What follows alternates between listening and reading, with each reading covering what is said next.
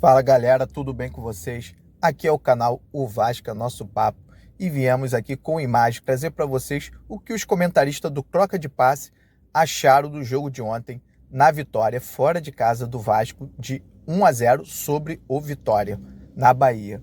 Foi um jogo difícil onde o Vitória teve suas chances, mas o Vasco saiu vencedor e chegou a 8 jogos sem perder. Mas antes de mais nada, eu peço a vocês que se inscreva no canal, ative o sininho, afinal Vascaíno ajuda Vascaíno e vamos fazer esse canal crescer, galera. Siga aí com as imagens. E eles contam pra gente como foi mais uma vitória Cruz Maltina. É isso, Rizek, você viu, né? O Vasco já é o 8º colocado na tabela de classificação do campeonato, agora tem menos trabalho pela frente para entrar no pelotão de elite do que propriamente para se afastar do Z4. 7 pontos separam São Paulo e Vasco. O Vasco se mete, então, na briga aí por Libertadores. Dependendo até do que vai acontecer na Copa do Brasil, na própria Libertadores atual, né? G6 já virou até G9 no Campeonato Brasileiro. O Vasco sonha com uma vaga internacional para dignificar a sua grandeza de tricampeão continental, Rizek. Tô aqui com o PC, vamos rodar os melhores momentos. Tivemos basicamente, PC, um tempo para cada, né? O Vitória melhor na primeira etapa, o Vasco melhor no segundo tempo, o Vitória perdoou, o Vasco não, castigou e venceu por 1-0 o gol do João Vitor, primeiro dele como profissional. Pois é, salve André, quem nos acompanha no Troca de Passes, vocês vão ver aí que quem mais trabalhou no primeiro tempo foi o goleiro Léo Jardim, o melhor em campo na fase inicial. O Vitória foi empilhando situações de gol, mas não teve aquela precisão necessária na hora de definir o lance. Tanto com o Carlos Eduardo, com o Osvaldo, com o Alejandro e sempre Léo Jardim trabalhando.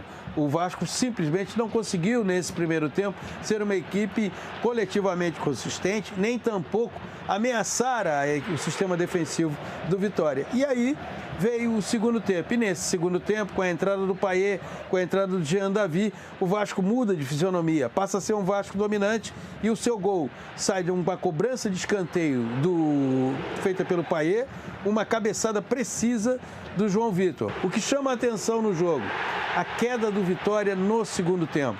A equipe saiu de um primeiro tempo de protagonista para um segundo tempo muito tímido, segundo tempo pouco ameaçador. E o Vasco conseguiu administrar, obteve essa vitória numa semana que é conveniente, é importante a gente destacar. Foi o terceiro jogo do Vasco em 7 dias. Recapitulando, para quem talvez não tenha a lembrança, segunda-feira o Vasco jogou contra o Furacão pelo Campeonato Brasileiro em São Januário. Quinta-feira o Vasco voltou a enfrentar o Furacão em São Januário pela Copa do Brasil e hoje em Salvador enfrentou a equipe do Vitória. O Vitória no segundo tempo caiu muito de produção do ponto de vista técnico. O Vasco, no segundo tempo, com as entradas dos jogadores aos quais eu me referi, Payet e Jean Davi, foi uma equipe muito mais consistente. Mereceu o Vasco a vitória e o Vitória da Bahia fica cada vez mais afundado numa incômoda posição na área de rebaixamento. Vilani? Ô PC, tenho dificuldade aqui para escolher um melhor em campo, mas tem um candidato. Agora o voto que vale é o seu. Olha, para mim o melhor em campo foi o Léo Jardim. O que dá medida do bom primeiro tempo do Vitória, né? Exatamente. E nós estamos vendo aí a cobrança, perfeita a cobrança de escanteio do Payet e a subida do João Vitor. Olha a impulsão do João Vitor em cima de 2 marcadores do Vitória para fazer o gol que garantiu 3 pontos ao Vasco. Gol do João Vitor, o primeiro como profissional, numa noite inspirada de Léo Jardim, o segundo goleiro que mais trabalha em todo o campeonato, Rizek. Ele só fica atrás do João Ricardo do Fortaleza.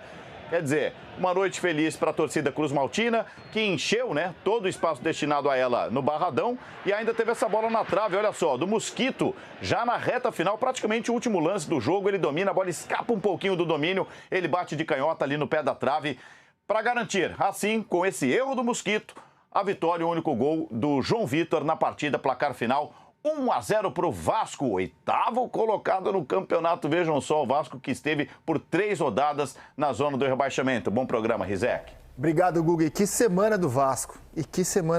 3 jogos, 3 vitórias. A gente ouve agora Rafael Paiva.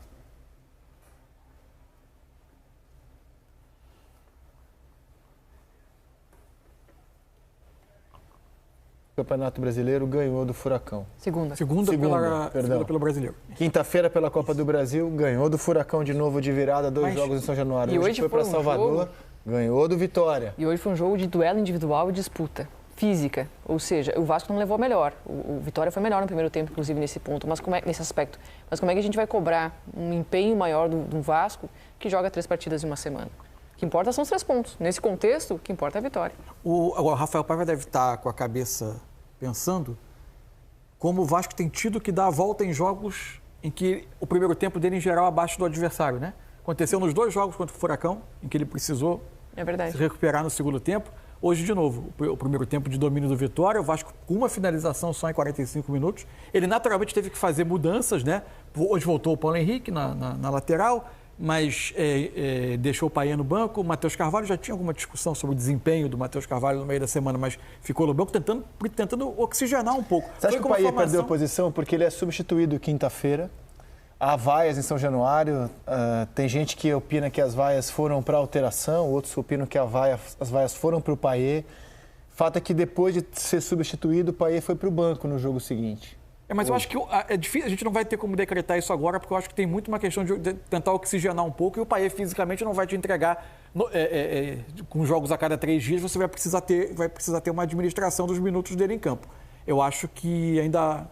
Hoje é um dos jogadores mais importantes do meio-campo do Vasco, difícil de... Não é qualidade, estou falando especificamente de qualidade técnica, mas um jogador que até pelas características do elenco é o mais difícil de substituir é o Hugo Moura, que se adaptou nessa função de primeiro homem e que tem feito muito bem esse trabalho.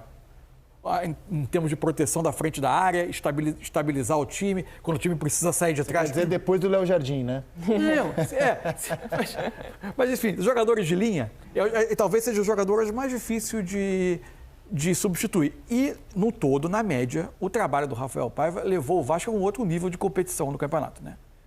Era quase impensável ver o Vasco conseguindo estar numa situação tão tranquila. Você hoje não imagina o Vasco voltando a correr qualquer tipo de risco. Vamos lembrar. O Vasco hoje vai disputar uma posição de tentar uma classificação sul-americana. O time que levou de 4-0 do Criciúma em casa, demitiu o Ramon, trouxe na sequência o Álvaro Pacheco com a sua bona, leva de 6 do Flamengo.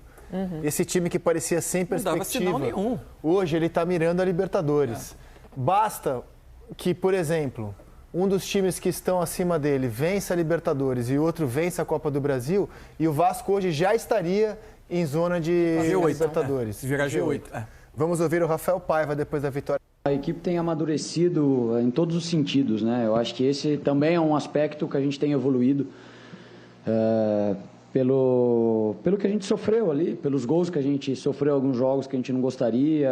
Então, tudo isso vai fazendo você evoluir, né? Então, a evolução são em todos os aspectos, assim. Eu acho que esse também é um aspecto que a gente tinha que evoluir. Lógico que a gente quer buscar sempre o próximo gol para você tentar estar cada vez mais próximo da vitória, alargar o placar, mas saber sofrer no final sem tomar gol tem sido fundamental. A gente vê em vários jogos a quantidade de gols que saem no final do jogo. Eu acho que a gente está mais maduro nesse aspecto também. Não pode ser o principal, mas faz parte do jogo, e eu acho que a gente de verdade tem amadurecido e controlado melhor esse final de jogo aí. A gente vai tentar até o último momento, até onde a gente puder ir. Realmente é isso que a gente vai fazer, de evoluir o que a gente tem. Eu sempre falo que a parte das contratações não é comigo, com Marcelo, Pedrinho, Felipe. O que eu tenho é que potencializar o que eu tenho na mão, né? E sempre falei que é um grupo extremamente bom para trabalhar, é um grupo extremamente profissional, é um grupo que a gente tem um casamento bom com os jovens atletas, com os atletas da base, e a gente vai tentar buscar o máximo. É um grupo que vai lutar a todo instante, a gente nunca vai dar desculpa do resultado, do jogo, porque a gente acredita muito no que a gente tem que acreditar, e eles estão dando a resposta, a gente tem que dar o voto de confiança, porque a gente está conquistando coisas grandes, né? A gente vem aí do 7º, 8º jogo sem perder, nos últimos 6 jogos são 5 vitórias, então a gente tem que dar os parabéns para o grupo pelo tudo que eles estão fazendo, e a gente vai tentar melhorar sempre com o que a gente tem na mão. O GE acaba de subir a informação que o Vasco contratou o 6º reforço dele na janela. A janela fecha amanhã. E o Vasco contratou um meia suíço chamado Maxime Domingues. Ele estava no Gil Vicente de Portugal, confesso que não conheço o jogador. Tem 28 anos. É aguardado no Rio de Janeiro na próxima quarta-feira. Já acaba de subir a informação, portanto, o Vasco fechando a sua 6ª contratação na janela. Diga lá, Jéssica. Que seja uma contratação para levar em qualidade técnica. Primeiro, destacar o excelente trabalho que o Rafael Paiva faz à frente do Vasco. Mas é interessante a gente fazer uma comparação. Será que o Vasco tem um elenco melhor do que o do Corinthians? Eu não acho. Eu acho que o elenco do Corinthians é melhor do que o do Vasco. Então, por que o Vasco consegue ter tanto sucesso? É um time mais organizado em campo, mas tem um fator muito importante que entra nessa conta. Verratti, um centroavante que marca gols, que aproveita as oportunidades, faz a diferença para vencer jogos. 1-0 é 3 pontos na conta, vale a mesma coisa que 3-0. Então, o desempenho do Vasco não é excepcional, melhorou muito com um treinador que tem muita capacidade, mas ter um centroavante que tem faro de gol faz muita diferença no campeonato de pontos corridos. Como o próprio Ramon já disse, ser a diferença do time que ele dirige esse ano para aquele que ele dirigiu ano passado, Verratti.